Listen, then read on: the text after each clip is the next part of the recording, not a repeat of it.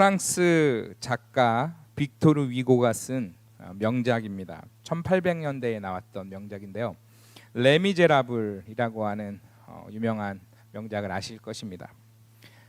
이 이야기를 잠깐 하면 그 주인공 장발장이 빵을 훔치고 도주해서 붙잡힙니다. 그래서 19년 동안 중노동을 선고받고 이후에 출소합니다. 근데 이 마음의 내면이 이 죄된 마음이 변하지를 않았어요. 그래서 다시 나와서 이제 출소하고 길거리를 연연하면서 어디서 좀 잘 수 있을까, 쉴 수 있을까 이렇게 돌아다니다가 당시에 그 낯선 사람은 요즘 이렇게 코로나처럼 외부인이 오면 신분증을 확인하듯이 집에서 확실한 신분을 확인한 후에야 집에서 들여보내주던지 또 뭐 재워주던지 이렇게 했었는데 장발장은 갈 데가 없죠. 전과범을 받아주는 곳이 없었어요. 그래서 찾아가서 잘 수 있었던 것이 어느 성당이었습니다.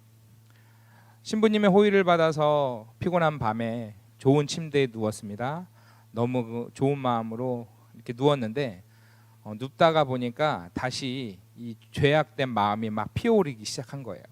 신부님이 잠에 드는 것을 틈타서 신부님이 아끼는 은잔을 훔쳐서 도망갔습니다. 이튿날 경찰에 붙잡혀서 신부님 문을 두드렸는데 문을 열자마자 신부님 반응을 너무도 놀라운 것이었어요. 뭐라고 말하냐면 장발장 씨 다시 오셨군요. 다행입니다. 근데 왜 은잔만 가지고 가셨나요? 제가 드린 촛대는 왜 안 가지고 가셨죠? 잃어버리셨나요? 그것도 은이어서 좋기 200프랑은 나갈 겁니다. 라고 말했습니다. 장발장이 그 순간 그 문 하나를 두고 신부님의 눈을 바라보면서 이 뭐라고 말할 수 없는 감격과 고마움의 표시를 또 자신을 용서해 준 그 신부님을요 그냥 이렇게 멀뚱멀뚱 너무 놀라서 어떻게 이런 나를 용서할 수 있지 하는 마음으로 바라보고 있었습니다. 그러면서 그 이후에 장발장은 변화됩니다. 자신을 용서한 이 촛대를 그 상징물로 자기를 새 사람으로 받아준 용서의 상징물로 여기면서 도둑질하던 사람이 시장이 돼요. 그러면서 마들렌이라는 이름을 가지고 시장 활동을 하면서 코제트라고 하는 어려운 아이들을 돕는데 자기의 여생을 마치면서 이야기가 그렇게 끝나고 있습니다. 장발장 이야기를 통해서 알 수 있는 것은 너무나도 쉬운 일이죠. 용서입니다. 용서라는 건 사람이 살면서 경험할 수 있는 참 감격스러운 일 중에 하나가 아닐까라는 생각을 해봅니다. 용서 받아본 적 많으십니까? 용서 받아본 일. 이렇게 우리 성도들께서 살아오시면서 경험했던 내가 도저히 잊을 수 없었던 내가 참 큰 용서를 경험했던 일 한번 생각해 보시면 좋을 것 같은데요. 오늘 본문 12절에서 예수님은 우리가 우리에게 죄 지은 자를 사하여 준 것 같이 우리 죄를 사하여 주시도록 하나님께 기도하라고 말하고 있습니다. 그런데 이 본문에서 죄 지은 자라고 하는 이 표현을 헬라어 원문으로 보면 빚진 자라고 표현하고 있습니다. 그러면 다시 읽어보면 다시 해석해보면 이런 말이겠죠. 하나님 우리의 죄를 용서해 주십시오. 그와 동시에 우리도 우리에게 빚진 자를 용서하겠나이다 라고 해석할 수 있겠습니다. 근데 이 기도에서 먼저 주목할 점은 우리가 우리의 죄를 하나님께 용서하며 구하고 있다는 것이죠. 그런데 단서가 붙어요. 이웃의 관계에서 우리에게 빚진 자들을 용서해 준 것과 같이라고 하는 단서가 붙습니다.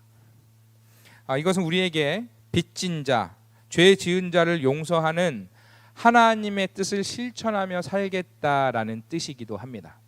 하나님 우리를 용서해 주십시오라고 하는 뜻도 있지만 우리도 우리에게 죄 지은 자를 하나님이 우리를 용서해 주신 것처럼 우리도 그러한 사람들을 용서하며 살겠습니다라고 하는 내 실천이 담긴 고백이라는 것입니다. 우리가 아직 그런 사람이 안 되어서 못하겠습니다가 아니라 그런 사람으로 살아가겠다라고 하는 주님께 드리는 헌신의 의미인 것이죠.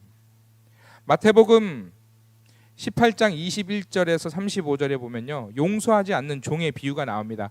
그런데 이 구절 맨 끝인 35절에 이렇게 나옵니다. 너희가 각각 마음으로부터 형제를 용서하지 아니하면 나의 하늘 아버지께서도 너희에게 이와 같이 하시리라. 오늘 주기도문의 내용과 같은 말이죠. 이 비유에 의하면 10,000달란트 빚진 어떤 자를 왕이 임금이 비탕감을 해줍니다. 그러니까 용서해 준 거죠. 이 예수님 당시에 이 갈릴리와 베레아 지역에 사는 주민 전체가요 1년에 내는 세금이 총액이 200달란트밖에 되지 않았어요. 갈릴리와 베레아에 사는 주민들이 1년 동안 내는 세금이 200달란트밖에 되지 않았다는 얘기예요. 그러면 10,000달란트는 얼마나 큰 건지 감이 오시죠. 근데 이 사람이 밖에 나가서요 자기에게 100데나리온 빚진 사람을 만나요. 그런데 어떻게 합니까? 성경이 이렇게 표현해요. 목을 잡고 내놔라 이렇게 얘기하는 겁니다. 당시에 이 100데나리온은 일꾼 하루 품삯이어서 100일 일한 품삯밖에 안 되거든요. 10,000달란트 탕감 받은 사람이면 자기한테 100데나리온 빚진 그 조금 빚진 이웃을 용서할 수 있었는데 용서해 주지 못해요. 10,000달란트 탕감 받은 사람이 그 이웃에게 조금만 빚을 탕감해 주지 않으면 자기가 왕으로부터 받은 탕감은 무효가 된다라는 말을 마태복음 18장 21절 이하에서 하고 있는 것입니다. 그럼 이 사람은 왜 용서할 수 없었을까요?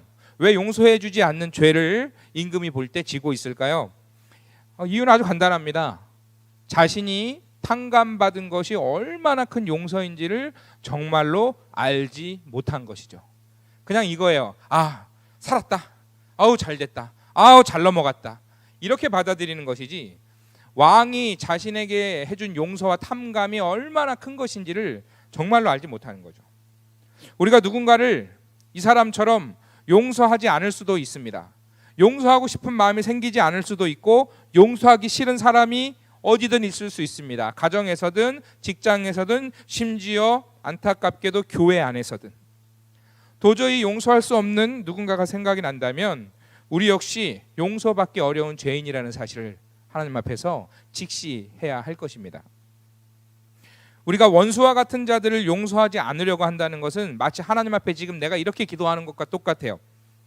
하나님, 제가 저 사람에게 원수 같은 사람에게 제가 복수하고 싶은데요. 용서하기 싫습니다. 제가 하나님께 이 사람을 용서하기 싫은데 이게 죄라고 할지라도 저는 이것은 하나님 앞에 용서를 구하지 않겠습니다. 차라리 그냥 원수 갚겠습니다. 이 일에 대해서 저는 하나님께 용서를 구할 필요가 없겠습니다. 용서를 하나님께 구하고 싶지 않습니다. 라고 말하는 교만한 태도를 갖고 있는 것이죠. 하나님, 전 저 사람 정말 용서하기 싫어요. 예. 우리의 마음이 작고 우리 사랑의 깊이가 옅고 상황이 하나님 말씀이 그런 줄은 알아도 우리가 용서하기 정말 어려운 사람들이 우리 주변에 너무 많고 또 그러한 일이 없지 않기 때문에 그것 때문에 우리의 마음이 괴롭다 할지라도 주님의 뜻이 무엇인 줄 안다면 처음 우리가 이 기도의 내용이 하나님 우리를 용서해 주십시오 하는 것과 마찬가지로 우리도 우리의 이웃을 용서하겠습니다라고 하는 그 서약의 의미로 하나님께 드려지는 기도라는 것을 우리가 안다면 우리는 이웃을 용서하기 위해 애써야 된다라는 것입니다.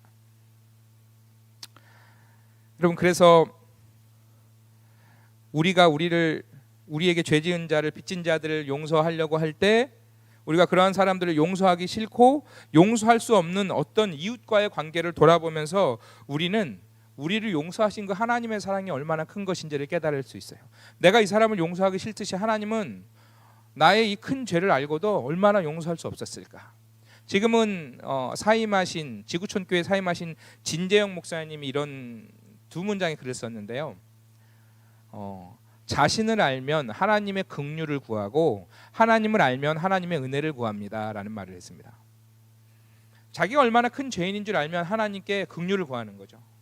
하나님의 사랑이 얼마나 크신 줄 알면 우리의 죄를 가지고도 하나님 앞에 나아가 은혜를 구할 수 있다라는 것이죠.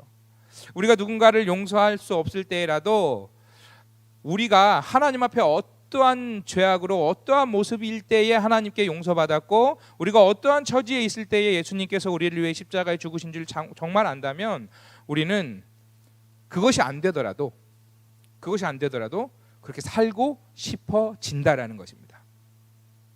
신명기 6장 말씀에 쉐마라고 하는 유명한 우리 기독교 구절이 있는데 6장 5절 너는 마음을 다하고 힘을 다하고 뜻과 정성을 다해 주 너의 하나님을 사랑하라. 이 구절이요 굉장히 그 정제가 됩니다. 왜냐하면 말씀은 그런데 나는 그렇게 못 사는 거예요. 마음과 뜻과 힘과 정성 다해서 하나님을 그렇게 사랑하고 싶습니다. 그런데 그렇게 못 살아지는 자신 때문에 막 괴로운 거죠. 근데 이걸 그 복음의 차원에서 하라로 들리잖아요. 마음과 뜻과 힘과 정성을 다해 사랑하라라고 하는 이게 명령으로 들리는데, 물론 명령이긴 하지만 그 안에 담긴 하나님의 사랑이 있어요. 사랑이라고 하는 것은 두 그 생명을 가진 존재가 서로 자유에 의해서 사랑하지 않을 수도 있지만 내가 상대를 사랑하겠다라고 하는데 의지를 가지고 하는 표현이잖아요. 이 생명을 가진, 사람으로 말하면 인격을 가진 두 존재가 스스로 생명의 결정으로 내가 그 대상을 사랑하겠다라고 하는 표현인데, 신명기 6장 말씀을 마음과 힘과 뜻과 정성을 다해 하나님을 사랑하라고 얘기할 때 나는 그게 안 된다라고 하는 사실을 깨달으면서도 우리가 하나님 앞에, 하나님 나는 그게 안 되는 줄 알지만 그렇게 하나님을 사랑하며 살고 싶습니다. 그렇게 살다가도 넘어지지만 이웃을 용서할 수 없는 마음이 내 안에 가득하지만 그렇게 살고 싶습니다라고 깨달을 수 있는 건 마태복음 6장 5절 말씀이 이렇게 들리는 거예요. 명령이 아니라 하나님이 먼저 나를 마음과 뜻과 힘과 정성을 다해 사랑하고 계신다라는 사실을 깨달아지니까 그 말씀이 율법이 아니라 뭡니까? 나를 사랑하시는 하나님의 그 사랑의 표현에 의한 나도 하나님께 나를 그렇게 사랑하며 하나님 사랑에 나를 드리는 서약으로 하나님 앞에 올려드리는 것이죠. 이것이 율법의 정신이었어요.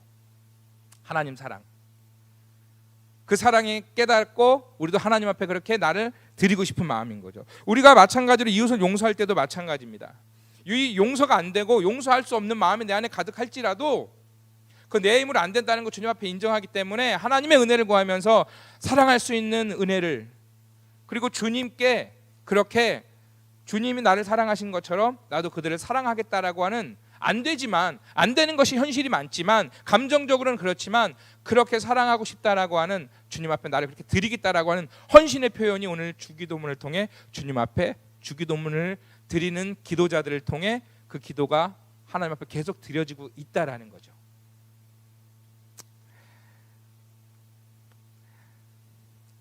예수님이 우리를 용서하셨다라는 이 말이요, 십자가의 그 놀랍고 크신 사랑의 복음이 단순해 단번에 이해되지 않는 말씀인 거예요.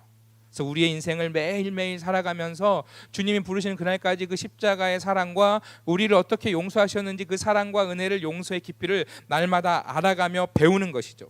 나아가서 우리가 그 사랑을 깨닫고 이웃 사랑하는 것을 우리 삶에 실천하면서 그 대상에게 나의 용서와 나의 마음의 넉넉함을 알리는 것이 아니라 하나님은 나를 얼마나 사랑하셨는지를 이웃에게, 그를 용서함으로 하나님의 사랑과 은혜를 그 이웃에게 대상하게 흘려 보내게 되는 것이죠.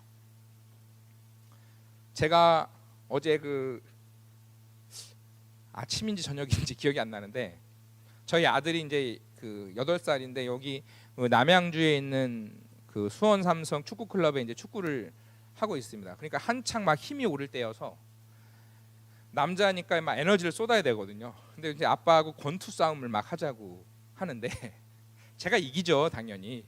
근데 막 게임을 하고 한참 이겼는데 얘가 그 순간에 제가 기억은 잘 안 나는데 게임이 끝난 것 같아요. 이렇게 놀아주다가 게임이 끝난 상황이었는지 쉬는 타임이었는지 모르겠는데 얘가 저한테 주먹을 딱 일렀는데 제가 이렇게 코를 맞은 거예요.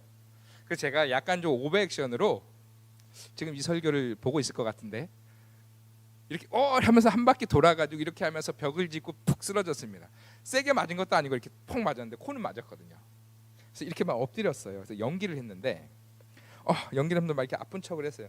좀 아팠거든요. 근데 연기를 했는데 이렇게 눈을 뜨다 보니까 진짜 코피가 이렇게 나는 거예요. 그래서 8살짜리 아들이 이렇게 휘둘렀는데 코에 맞아가지고 코피가 확 나니까 민망하기도 하고 장난치려고 한 건데 사태가 심각해지고 이러는 거예요. 그랬더니 얘가 기겁을 하고 이제 자기가 큰 일을 저질렀다고 하는 건지 아니면 아빠한테 혼날 게 두려워서 그랬던 건지 아빠 죄송해요 하면서 막 울면서 막 벌벌 막 떨면서 막 이러는 거예요. 곧 어디 뭐 실려갈 줄 알았던 것처럼 아빠가 또 크게 넘어졌잖아요. 그러면서 제 안에 무슨 마음이 들었냐면, 이제 한참 지나서 안아주고 얘기했는데 무슨 마음이 들었냐면 그러니까 이런 기회들을 통해서 우리가 무엇을 실천할 수 있냐면 아빠가 너를 용서할 수 있는 마음이 넉넉해가 아니라 아빠가 너를 용서하면서 아빠의 마음에 무슨 마음이 있냐면 네가 하나님이 얼마나 큰 사랑으로 너를 매일매일 너의 평생에 용서하고 계신지를 알았으면 좋겠는 거예요. 그러니까 우리의 모든 일상에는요 이웃을 사랑하고 하나님의 뜻대로 이웃을 용서할 수 있는 기회가 되는 것이죠. 그래서 우리가 이웃을 용서하면서 기도하는 것이 참 중요한데요. 마가복음 11장 22절에서 25절에 이렇게 말하고 있습니다. 화면을 보시면요. 같이 읽겠습니다. 22절부터 25절 같이 읽겠습니다. 시작. 예수께서 그들에게 대답하여 이르시되 하나님을 믿으라. 내가 진실로 너희에게 이르노니 누구든지 이 산더러 들려 바다에 던져지라 하며 그 말하는 것이 이루어질 줄 믿고 의심하지 아니하면 그대로 되리라. 그러므로 내가 너희에게 말하노니 무엇이든지 기도하고 구하는 것은 받은 줄로 믿으라. 그리하면 너희에게 그대로 되리라. 자, 여기까지 보시면 믿음으로 기도하는 것에 대해서 중요한 내용으로 드리잖아요. 근데 25절이요. 23절, 22절, 23절, 24절까지는 괜찮은데 여기에 25절이 딱 붙으면 완전히 다른 뜻이 돼요. 25절 읽어보겠습니다. 시작. 서서 기도할 때에 아무에게나 혐의가 있거든 용서하라. 그리하여야 하늘에 계신 너희 아버지께서도 너희 허물을 사하여 주시리라 하시니라. 이상하죠? 이 구절은 사실 얼핏 보면 그냥 얼핏 보면 좋네 이렇게 넘길 수 있지만 좀 자세히 보면요 사실 이해가 잘 안 가요. 왜 그러냐면 22절과 24절까지 그리고 25절은 서로 다른 얘기를 하는 것처럼 보이기 때문에 그래요. 근데 이 구절이 말하는 핵심은 이것입니다. 주님이 찾으시는 열매. 본문 11장을 보시면요 예수님께서 예루살렘으로 들어가세요. 오늘 본문을 보시면 마가복음 11장을 보시면요 마가복음을 한번 펴보실까요? 마가복음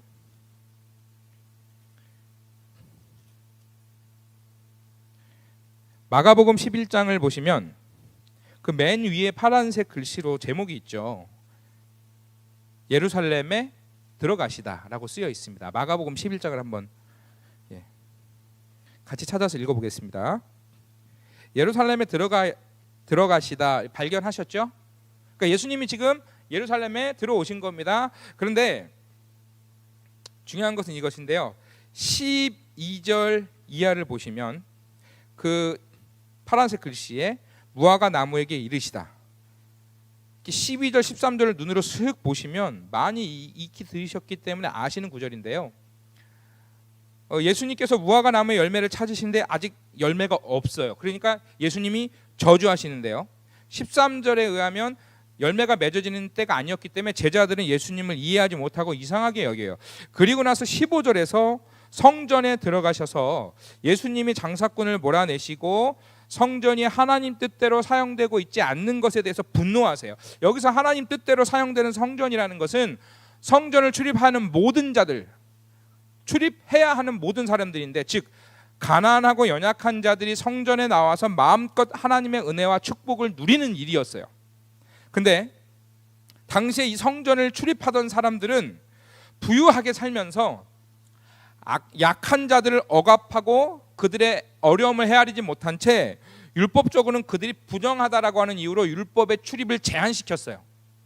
그러면서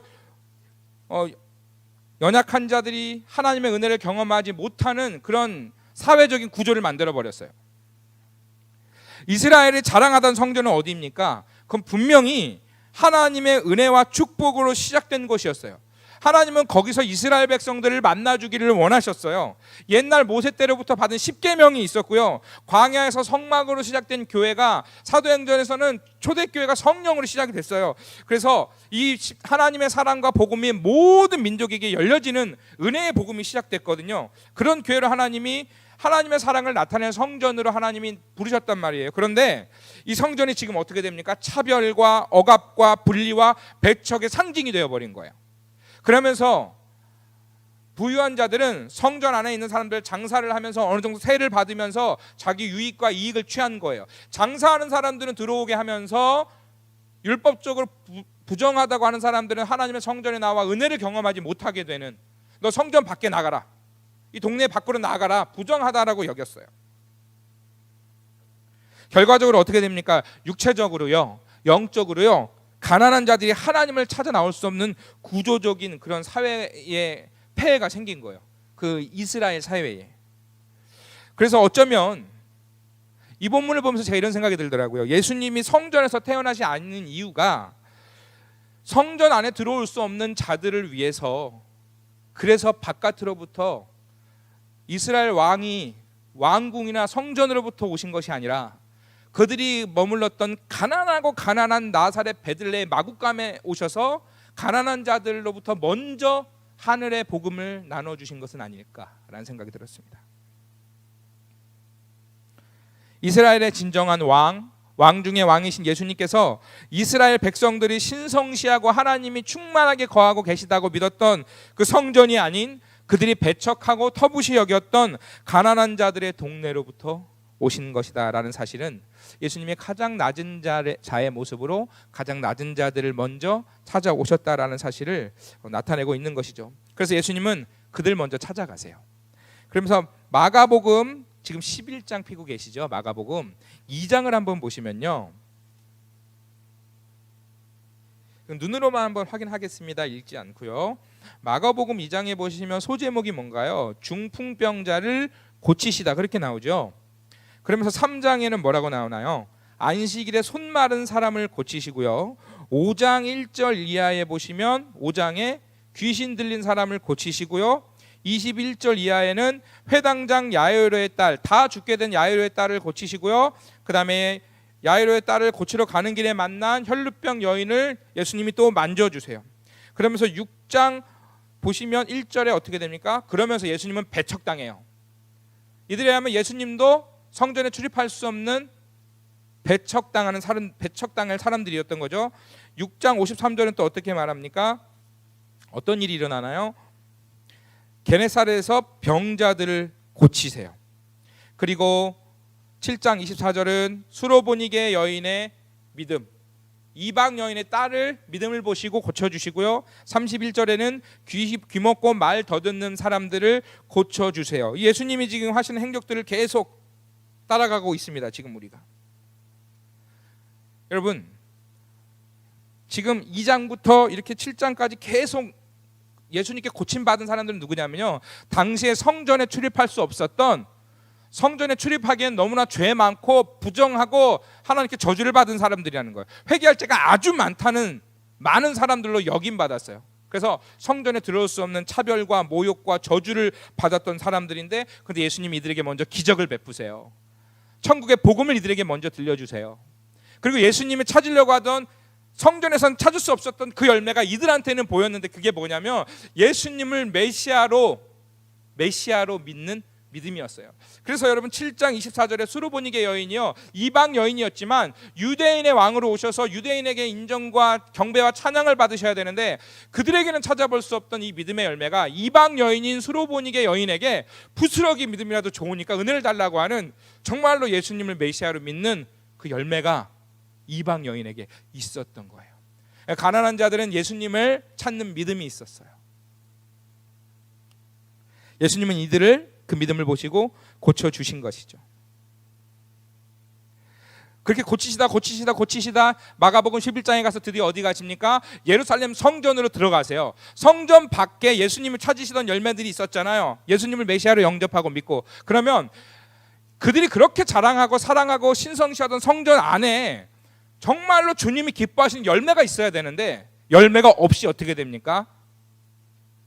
성전을 자기의 유익과 이익과 탐욕의 장소로 만들어버리고, 가난한 자들을 주님께로 나오지 못하게 하고, 자기들만 거기서 은혜를 받는, 그것도 정말 은혜인지 말할 수 없는 그러한 일들이 성전 안에 있어서 주님이 성전에 딱 들어가시자마자 분노하신 거예요. 여기는 만인이 기도하는 집인데 어째서 가난한 자들은 들어오지 못하게 하면서 너희는 너희의 유익과 이익을 위해서 성전에서 세를 받으면서 장사치의 그 일은 허락하느냐? 주님이 분노하신 거예요. 예수님은 성전 밖에 있는 사람들에게 열매를 찾으셨듯이 성전 안에서도 열매를 찾았지만 찾지 못하셨어요. 성전을 출입하던 자들은 하나님이 사랑하는 자들을 사랑하지 않았어요. 성전을 출입하면서도 하나님이 사랑하는 자들을 부정하다고 여기고 성전 안에 들어오지 못하게 하고 거룩하게 영문 밖에 거하지 못하고 밖에 나갔다가 들어와야 되고, 주인이 무화과 나무의 열매를 찾으러 왔지만 열매가 없으니 더 이상 주인에게는 쓸모없는 나무가 되어 주인의 저주를 받은 것처럼 그렇게 성전이 하나님과 상관없는 곳임을 말씀하고 있는 것이에요. 그래서 24절까지 이 내용을 이야기하시면서 25절에서 주님이 참 사랑하는 열매, 참 찾으신 열매가, 그러니까 22절부터 24절하고 25절이 연결이 안 되는 것 같지만 앞의 내용을 이어서 연결을 해보면 주님이 정말로 찾으시는 열매는 무엇입니까? 형제를 용서하는, 형제를 사랑하는 그 열매, 예수님을 닮은 그 마음의 열매가 성전 안에 있어야 되는데 그게 없는 거에 대해서 주님이 말씀하시는 거죠. 그럼 여러분, 이 사실을 본다면 우리가 하나님 앞에 기도하실 때 이웃을 사랑하는 것과 이웃을 용서하는 것과 그런 삶을 사는 자의 기도를 하나님이 어떻게 들으실까요? 그가 이웃을 용서하는 것처럼 그도 역시 하나님의 은혜와 긍휼로 용서받을 것이라고 주님이 말씀하고 계신 것이죠. 성전 안에서의 신앙이 성전 밖에서 나타나야 되지만 그렇지 못한 것에 대해서 주님이 경고하고 계신 것입니다. 마태복음 5장 23절은 이렇게 말합니다.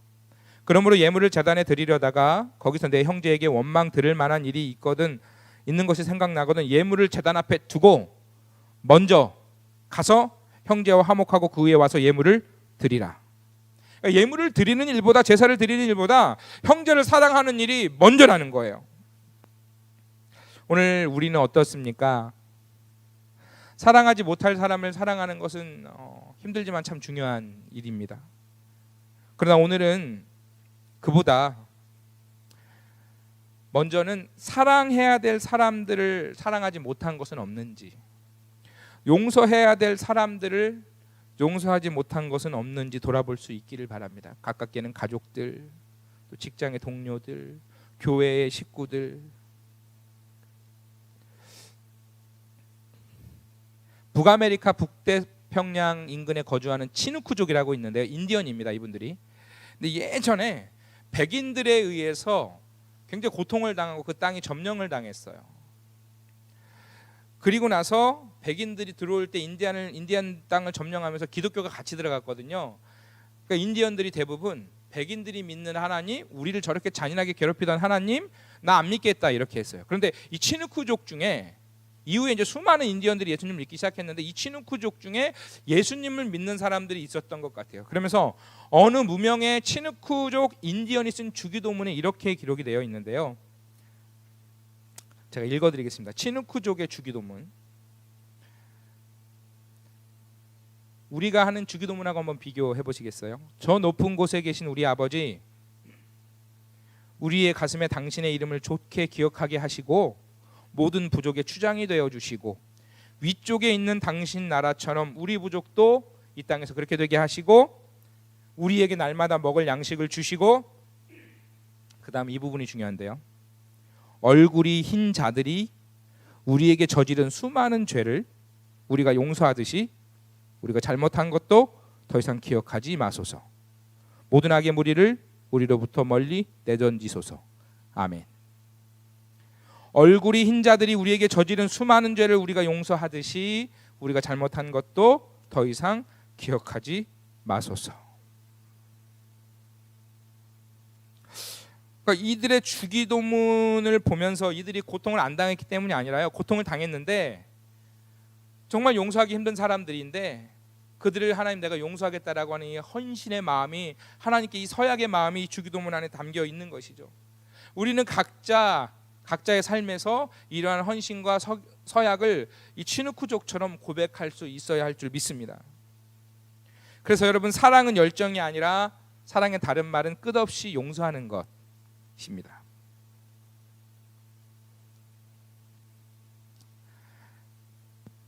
어떤 틀어진 관계도 다시 시작할 수 있는 것이 용서이죠. 영화 에반 올마이티라고 하는 영화가 있는데요. 제가 용서하면 이 영화의 대사를 잊지를 못하는데요. 이건 평생 못 잊을 것 같아요. 아, 용서가 이런 거야? 그렇구나. 용서가 하나님께만 책임을 드리는 일이 아니구나라는 것을 깨달은 영화의 대사인데요. 주인공이 이름이 생각이 안 나네요. 짐 캐리인데 이분이 막 기도를 듣게 돼요. 막 사람들의 기도를 막 듣게 돼서 막 본인이 들어줘야 되는 것처럼. 그런데 거기서 이름이 또 생각이 안 나는데요. 흑인 유명한 배우가 있는데요. 이분이 하나님인데 어떤 장소에서 만나서 이야기를 막 해요. 그러면서 사랑을 막 이야기하는데 이런 대사를 말해요. 하나님이 짐 캐리에게 이렇게 말하는데요. 뭐라고 말하냐면요. 나오죠. 누가 인내를 달라고 기도하면 신은 그 사람에게 인내심을 주실까요? 아니면 인내를 발휘할 수 있는 기회를 주실까요? 용기를 달라고 하면 용기를 주실까요? 아니면 용기를 발휘할 수 있는 기회를 주실까요? 만일 누군가 가족이 좀 더 가까워지게 해달라고 기도하면 하나님이 뿅 하고 묘한 감정이 느껴지도록 할까요? 아니면 서로 사랑할 수 있는 기회를 주실까요?